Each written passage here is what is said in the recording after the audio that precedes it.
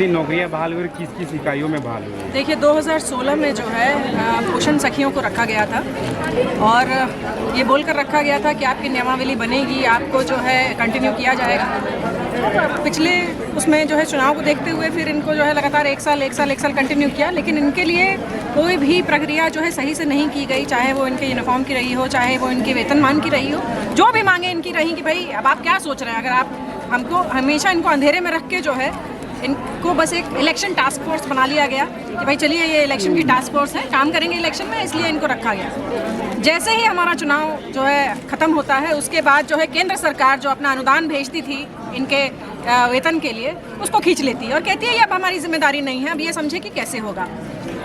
इसमें हमें जब ये पता चला कि 6 जिलों में जिन 10,388 पोषण सखियों को रखा गया है उनको हटाने की बात चल रही है। सबसे पहले ये जब हमारे पास आई कि पहले हमारा वेतनमान बढ़ना चाहिए, तब तक हमारे पास दूसरी समस्या आ गई। हमने कहा वेतनमान बाद में मांगिएगा, पहले तो यार केंद्र सरकार आपका अनुदान ही नहीं दे रही है, तो पहले आप केंद्र सरकार से पूछिए कि वो आपका अनुदान क्यों नहीं दे रहे। जब उन्होंने रखा, राज्य सरकार ने आपको नहीं रखा लेकिन केंद्र सरकार ने आपको रखा, एक डबल इंजन की सरकार ने आपको रखा था ये बोलकर, तो आज पहले तो उन्होंने जो अनुदान खींच लिया उसको दीजिए वापस, लेकिन धीरे धीरे एक प्रक्रिया के तहत इन्होंने अनुदान कम किया और उसके बाद अनुदान खींच लिया और फिर इनकी जो सेवा थी उसको ही समाप्त कर दिया।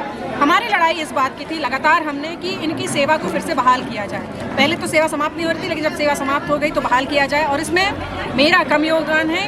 ये जो 10,388 महिलाएं हैं ये अपने हक और अधिकार के लिए लड़ी। आप समझ रहे हैं कि झारखंड जैसे प्रदेश में अगर आप महिलाओं को नौकरी देते हैं तो आप 10,388 महिलाओं को नहीं दे रहे हैं, 10,388 घरों को वो नौकरी दे रहे हैं और 10,388 परिवार उससे जो है सुधर जाएंगे।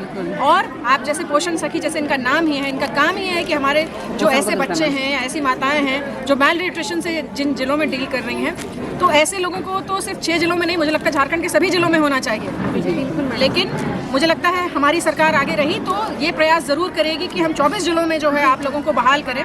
और आपको एक जानकर बड़ी खुशी होगी कि ये एक ऐसा टास्क फोर्स है जो सिर्फ इसी का काम नहीं करता है, हाईली क्वालिफाइड है। इनमें से कई लोग मास्टर्स की डिग्री लिए हुए हैं, ग्रेजुएशन किए हुए हैं और उसके बाद इस टास्क फोर्स को सरकार बहुत अच्छे तरीके से अच्छे कामों में लगा सकती है, क्वालिफाइड टास्क फोर्स को। तो एक लड़ाई थी, हमने लड़ी और आज जो आप ये प्रेम देख रहे हैं ये उसी का नतीजा है, क्योंकि ये लड़ाई हम जीत गए। सरकार ने पुनर्बहाली कर दी हमारी बहनों की और इसमें सबसे ज़्यादा योगदान इनका स्वयं का है, क्योंकि इन्होंने लड़ाई लड़ी सड़क से लेकर सदन तक और हमने सिर्फ साथ दिया है।